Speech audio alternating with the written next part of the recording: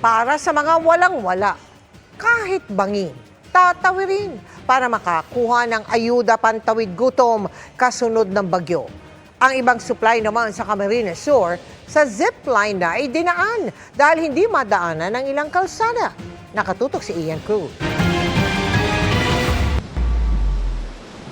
Mga sirang bahagi ng kalsada at ang mga gumuhong lupang ito sa kalsada. Ang dahilan kaya hirap mapasok ang bayan ng Balatan, Camarines Sur matapos dumaan ang bagyong Christine.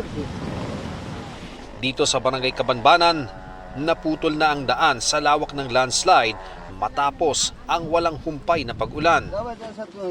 Salat na sa pangailangan ang mga residente. Chopper lang daw ng mga sundalo ang nakapaghatid ng relief goods nitong Lunes. Ang mga residenteng papunta o yung mga paalis ng kabayanan kailangan bumaba at umakyat sa bangin para maituloy ang kanilang mga lakad, lalo na ang mga kukuha ng ayuda.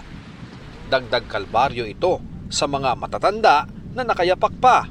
Na importante, kailangan namin makatawid. Pero napakahirap po ng pagtawid. Ang hirap, sir. Talaga sobra. Mahirap talaga, kaso talagang tiyaga kami.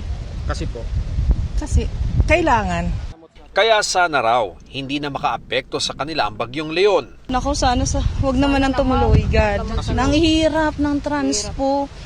Ang mahal ng bilihin lalo. Zipline yung sinasandigan ngayon ng mga residente para itong mga essential goods gaya ng harina, bigas at iba pang produkto ay maihatid nila patungo doon sa kabilang panig. Makikita po natin talagang napakabigat ng sitwasyon dito kung idadaan pa dito sa area na ito ay talagang mahihirapan na magtawid ng produkto. Sa gilid ng nawasak na daan, dating nakatirik ang bahay ni na Aling Princess. Sarili lang nila ang nailigtas nila. Bakit sa manugang ko, lumikas na po ako tayo dito at baka yung mga bata nga po yung mga ano. Kahit wala po kami nadalang mga isang gamit man lang.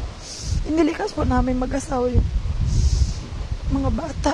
Hiningi po sana ako ng tulong kung paano kami makapagsimula. Sa pagdaan ng bagyong Christine, 10 landslides ang naitala sa buong Balatan. 3 ang naitalang patay habang 3 pang sugatan. Kaya sakaling magdulot ng malakas sa ulan ng bagyong Leon. Kung malakas yung ulan, tigil talaga yung mga ano dito, hindi muna kami magpapadaan kasi delikado pa yung mga landslide na dyan. Konting ulan lang talagang magbabagsak.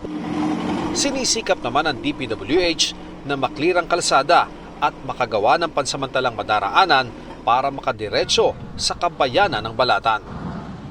Para sa GMA Integrated News, Ian Cruz, nakatutok, 24 oras.